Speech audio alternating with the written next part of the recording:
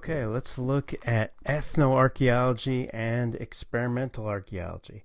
Well, they're very similar. They're not exactly the same thing, but they typically are used together and they try and achieve the same end result, which is furthering middle range theory.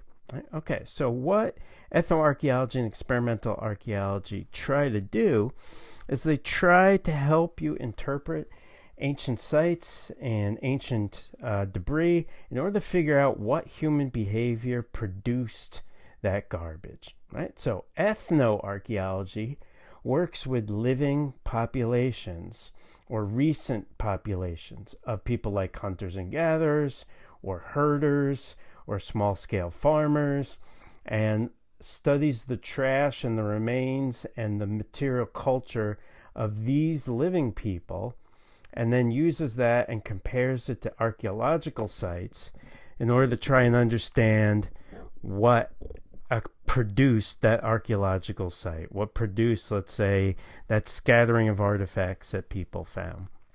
Experimental archaeology is archaeologists experimenting, trying something out, replicating something or reproducing a tool in order to understand how it might have been used, or to see, let's say, what kinds of marks the tool would produce on something else. All right, so just to be warned, the next slide is a little gory, but it's an elephant that died naturally.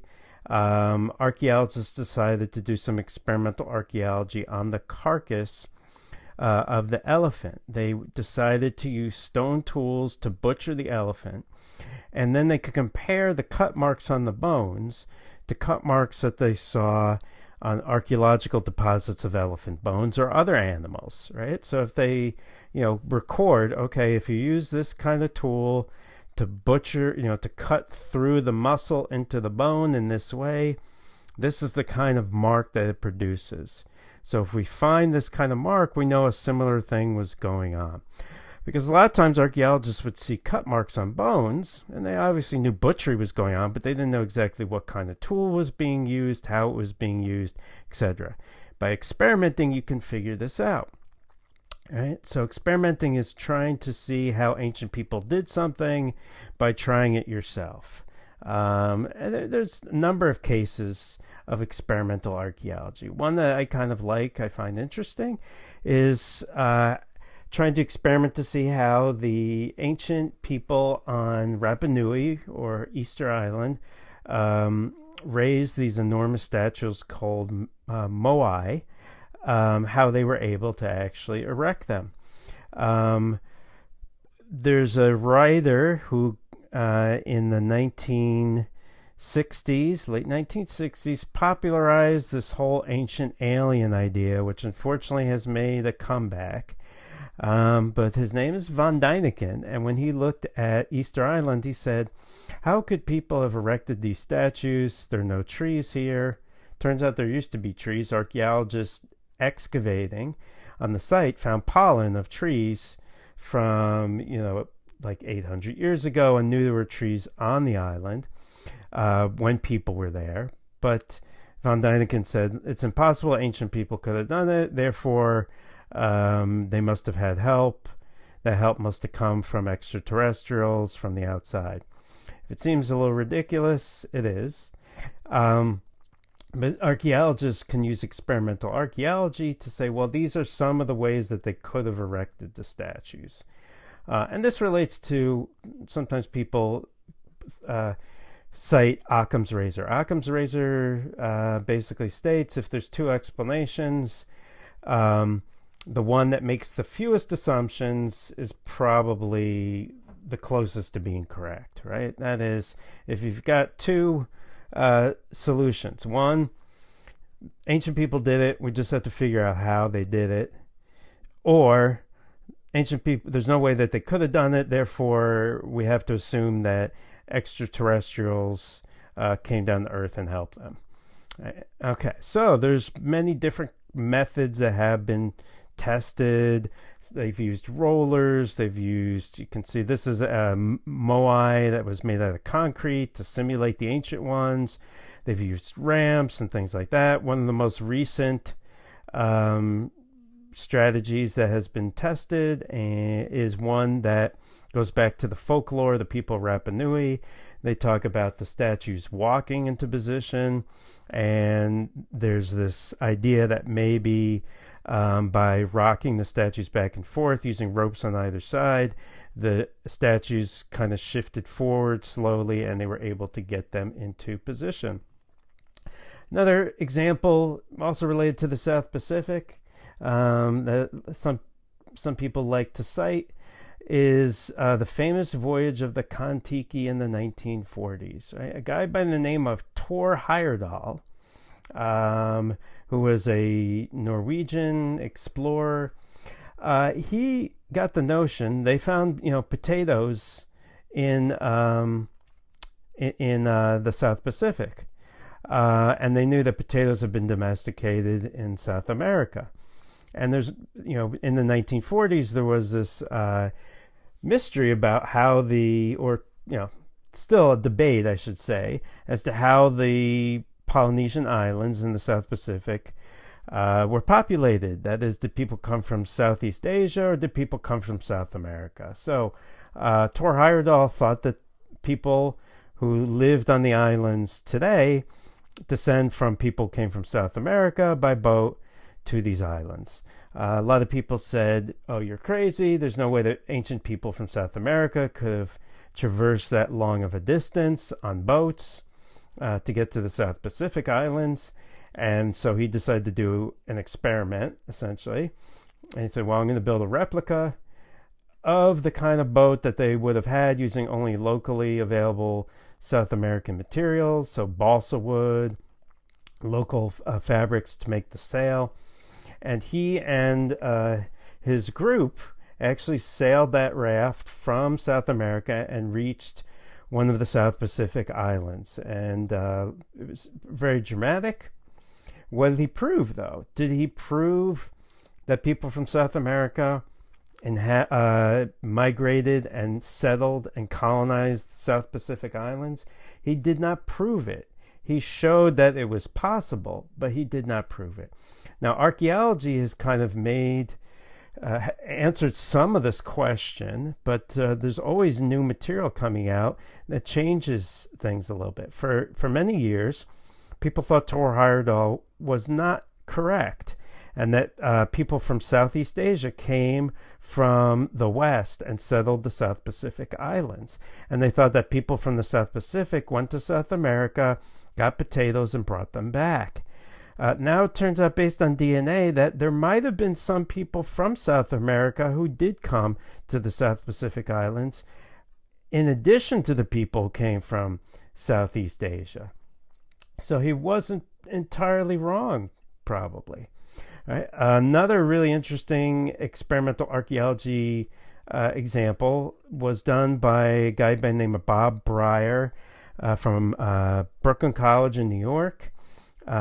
He was able to, how some people donate their bodies to science when they die. He obtained one of these bodies, and he decided he was going to mummify it according to the Egyptian texts and see if he could learn how mummification exactly worked. Until he did this, no one had mummified a body in the ancient Egyptian method since ancient Egypt. And you can see what they did is they laid the body on a stone slab and poured natron salt on it, which is what they would do in Egypt.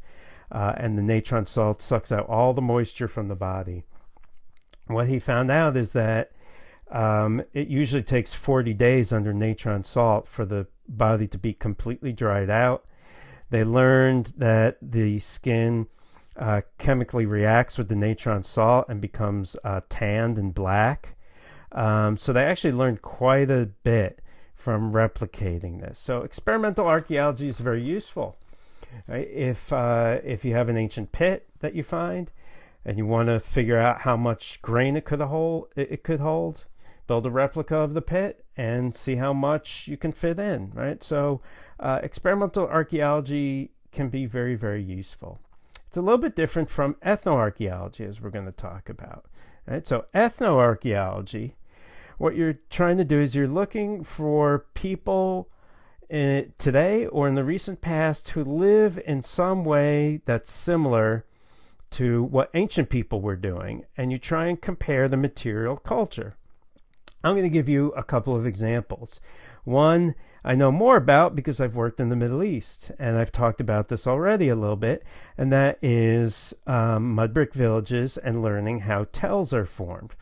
And what you're going to see is that ethnoarchaeology of mud brick villages in the Middle East helps us learn how to excavate a tell properly.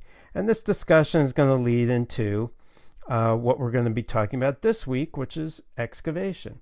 Right? So we've already looked at tells a little bit before. Tells are human-created mounds that result from people living in the same exact place for hundreds or thousands of years.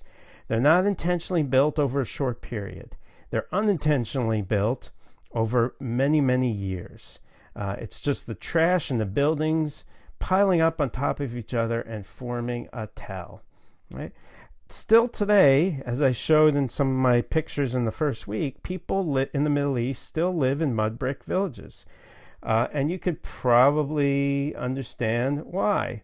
If you look at one of these villages, you'll see that there are very few trees in the surrounding area. So you would not want to build a log cabin. Trees are very rare, so trees are in short supply. It's pretty dry. And it rains a little bit, but it's not torrential downpours, and it's not a humid climate. So you could have houses made of mud, and they're going to last. So earth mixed with clay, put into molds, and then dried in the sun, you'll get these mud bricks. Mud brick houses are great for this particular area. They usually are pretty cool, temperature-wise. They're cool aesthetically too, as you're going to see. There's you can see the cinder blocks over here next to this little boy.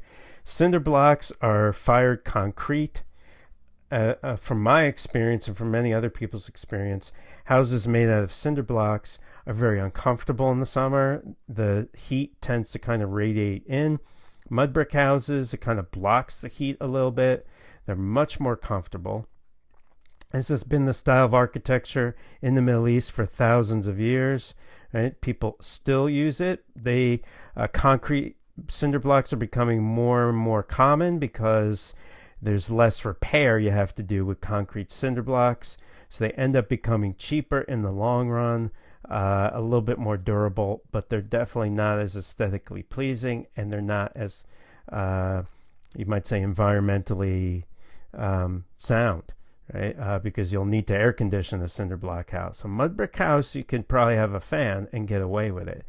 So you can see multiple stories. Some of the mud brick houses in Yemen are world famous. This is a UNESCO World Heritage Site. I think this is Sana'a, the city of Sana'a in Yemen. This is without using steel, right? They're building these mud brick, almost look like little skyscrapers, right? Very impressive. Very elaborate, ornate, and beautiful. If you bake the brick in a kiln, then the buildings will last a really, really long time. But typically, you bake them in the sun, and so that means that water will start to erode them slowly over time. Right? Now, one thing archaeologists learned is that they didn't know what these big stone rollers were that they found in archaeological sites, because they always found them on the floor, never in place, because none of these buildings ever remain in the tell. They're all knocked down, or they fall down.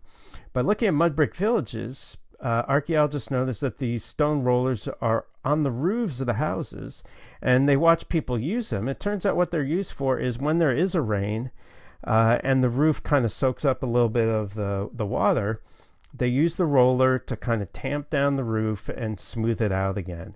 So ethnoarchaeology shows us what, artifacts that we may not have known the purpose for, what they're actually used for. So how is a mud brick house made, and what does that tell us? Well, it could tell us many, many things. One, that people, go to a plentiful source of earth, dig it out, use it to make bricks. Sometimes the most abundant source of earth that people can find in the area are tells. So they will actually dig into tells to make their bricks. So what does that tell you? Well, it tells you that if you find artifacts inside of bricks, that they were removed from their archaeological context. Right? So you could have a modern day house being made in Syria or Turkey with artifacts inside the bricks, but that those artifacts don't have anything to do with the people living in that house. Right? This is what we call, as we're going to talk about it this week, this is what we call tertiary context, right? Really removed from its initial use. Okay, so here you can see some bricks drying out in the sun. Then people start to you can see, use the mud for mortar. They start to build up. They use wood for things that they need the wood for, so lintels over windows and doorways, right? But again, wood is pretty scarce. You can see getting higher and higher till they get to the roof. They need more wood, poplar wood usually in this area, in order to build the roof, have roof beams there, right? Lay them down across the roof, and then put straw that's left over from harvesting the wheat, with a little bit more mud and clay, right? And you can see making the roof there, and then plaster it over, maybe with mud or mud brick, or even maybe lime plaster, right? And you'll have a finished house. Usually the first thing to go, or the first thing to go wrong in a house like this, is vermin nesting inside of the ceiling, right? So mice or scorpions, living in the ceiling, in the straw there. That's very, very bad, hard to get rid of. Sometimes that leads to the abandonment of the house. Archaeologists studying mud brick villages can see all the different activities that take place in a mud brick house and in the courtyard, and they can learn about archaeological remains. So many times archaeologists will find highly burned clay structures. It was pretty clear that it was probably some sort of oven. By finding modern equivalents of this kind of oven, we know how these ovens were used. So this is an example of a tandoor kind of oven in a mud brick village. Typically, archaeologists will just find a semicircular clay thing on the floor with some burning in the middle of it.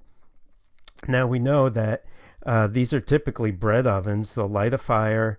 They'll put the flat sort of dough and slap it on the inside of the clay. It will bake, then they'll remove it. From ethnoarchaeology, we know that roofs are used for different activities. That's something that might show up archaeologically, right? We know we can identify cooking, food preparation, craft production in different parts of the house, and that's something that helps us interpret ancient tell sites and ancient mud brick villages. And so once they've built that house and you have a whole cluster of houses here, you have a nice mud brick village with streets, and kids running around, and the fields just outside of the village. So what happens when the house is abandoned, right? Maybe that family says, okay, things are in disrepair. We're going to abandon this house and build right next door to it. Well, the first thing that's going to happen is that people are going to come in and recycle the wood. The wood, again, is scarce, so you're not just going to let it sit there. You're going to come in and take the wood out and reuse it for another house. That's important because what it shows is if you're an archaeologist, you find roof beams. The roof beams might actually be older than the house. Okay, then you have an abandoned house with no roof. So it's exposed to the elements, it's exposed to the rain. Also, what do people use abandoned houses for? Typically, they use them for trash, right? So they start to throw in their trash. Mud bricks start to fall in as well. Maybe even a wall might collapse inside. right? So you can kind of see here, right? The walls are beginning to collapse into the building, and you end up with a big pile of rubble. People would clear this off, and they would build a new house right on top of it. And again, by doing that for hundreds or thousands of years, you end up with a tell. This is a tell right on the Tigris River. You can see how large it is, and you can also see that it really stands out. This whole area is flat. Then you have a mound about 100 feet high sticking up out of the landscape. Again, another noticeable tell. Right, so how does this help us excavate a archaeological site? Well, in the next video, we're going to see how this information is useful.